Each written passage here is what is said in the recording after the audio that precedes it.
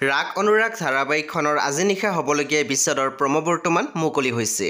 আজিৰ প্ৰম'ত বাৰু আমি কি দেখিবলৈ পাইছোঁ আহকচোন আমি অকণমান চাই লওঁ। আজিৰ প্ৰমৰ প্ৰথম ভাগত আমি দেখিবলৈ পাইছোঁ ভাৱনাই কুন্দিলৰ আগত কৈ আছিল, আপুনি ক'লে মই বিশ্বাস কৰি ল'মনে? তেতিয়া আমি দেখিবলৈ পাইছোঁ কুন্দিলে ভাৱনাক কৈছে, তোমাক বিশ্বাস জন্মাবলৈ মই চেষ্টাও নকৰোঁ। তেতিয়াই ভাৱনাই মাত দিছে, তাৰ মানে আপোনাৰ ওচৰত মোৰ আৱেগৰ কোনো মূল্য নাই। তাৰপিছত আমি প্ৰম'ত দেখিবলৈ পাইছোঁ ৰূপমক মাকে কৈ আছিল ৰাতি 11টা বাজিল, এতিয়া তাই নাযায়, দিনটো অকণমানো ৰেষ্ট দিয়া নাই, তাইও মানুহে।